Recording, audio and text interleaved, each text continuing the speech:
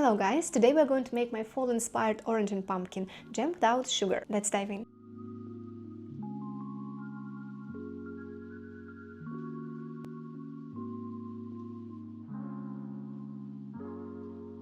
Take a small and sweet pumpkin, I'm using a butternut squash, and cut 150 grams into small cubes.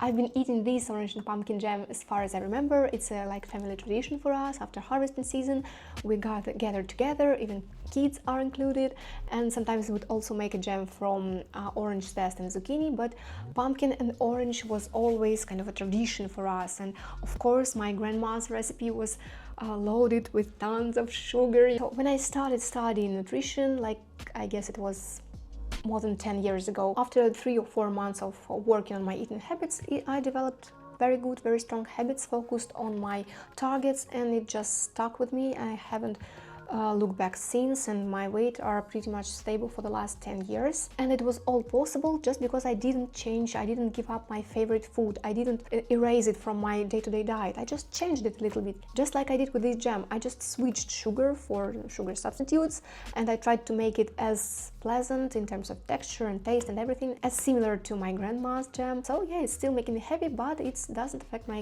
daily calorie intake. Let's move to the orange. First, carefully grate the zest, making sure to avoid the bitter, this white part of the peel, in order to avoid the bitterness in your jam.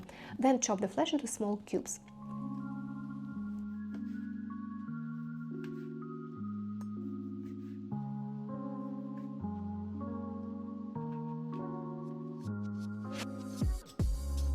Next, transfer the pumpkin and orange into a saucepan, add 100 milliliters of water, and while that's cooking, let's talk about sweeteners and thickeners for this jam. So for the sweetener, I'm going to use allulose in this recipe. I think it's one of my favorite sugar substitutes right now because it has 0 calories.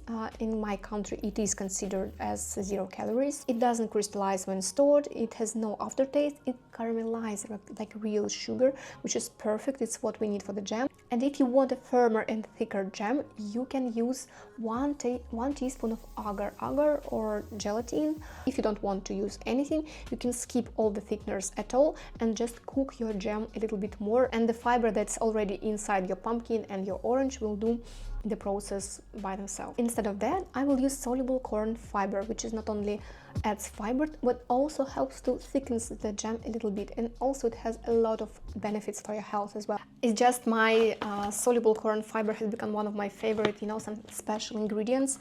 I've already told you that I'm not a big fan of some special supplements, powders, and 80 or 90% of my recipes are based on very common ingredients, but sometimes I like to experiment with something, but mostly to make my recipes even more functional. And this thing, well, I'm not advertising this brand, it's just something that I found on Amazon, but this thing is, let's close it because they didn't pay me anything. By the way, so this is amazing. It makes wonders for my recipes.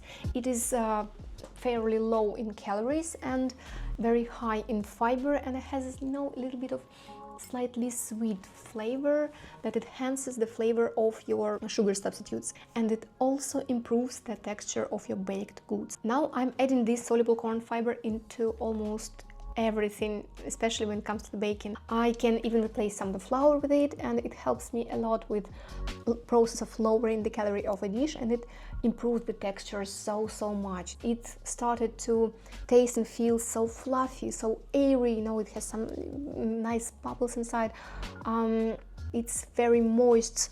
All your pastry starts feeling so moist and tender, so it's a really secret ingredient for me, especially if you are trying to make everything low calorie, especially if you're using gluten-free flour. Sometimes you can see that your baked goods are a little bit more dense, more flat, not very juicy, not very tender. So in our jam, this corn fiber will help us with thickening process, so we don't need any gelatin or agar, and our sweetener will kind of release its sweetness more effectively, I think it's I said it okay. Yeah, I highly recommend you to try this one. It is very good. Adding this to any of your pastry, into your bakery, or even just dissolve it in your juices or teas and drink it, because it's also very good for your health. It helps you to maintain your sugar level. It helps with insulin receptors, and it is also very good to reach your fiber goals during the day, because you know,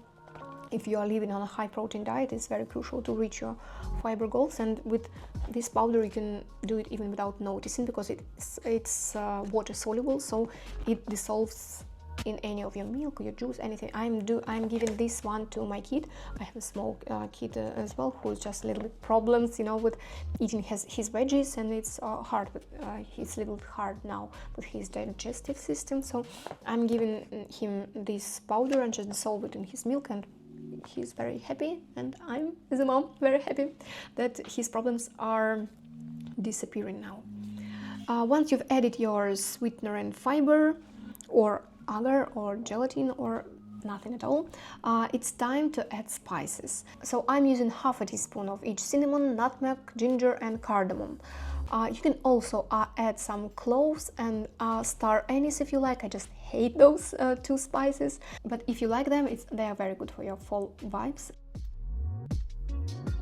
I've also added a sprig of rosemary and a strip of orange peel. As soon as peel caramelizes in the jam, it will be a very beautiful garnish, you know, to place inside your jar. Now let everything simmer for 10 to 15 minutes. If you decided not to use any thickener at all, you may leave it for 20 to 30 minutes. Then remove it from the heat and blend everything until it reaches your desired consistency. I like to leave it a little chunky for the texture, because that's the way my grandma did it. But if you want a smoother texture, you can blend it until completely smooth.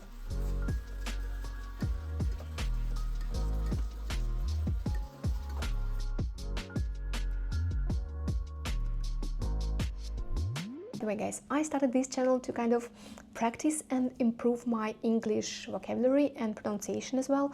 I am a little bit nervous and shy in front of the camera. That's why my English in the video is, well, it's worse than it is in my life. But I have a very important question for my English speaking viewers. So what's the difference between a jam and a marmalade? I even googled it, and Google showed me, well, pretty much the same pictures of the same dishes, and some of them were called jams, some of them were called marmalade. So I didn't find any clear answer, and to me they look pretty much the same. But which word is more appropriate, for example, for this type of jam or marmalade that I showed you today? Please let me know in the comments, because sometimes I do have those things when I'm trying to improve my English, and I try to remember new words, and it's the same for me with this jam and marmalade, and the same with butter and dough in a pastry. I'm still very confused with those terms. If you can help me clarify everything about the jam and marmalade, please let me know in the comments. I will be very appreciative. Now we can transfer it into a jar and let it cool in the fridge, and it will thicken up as soon as it sets in the fridge.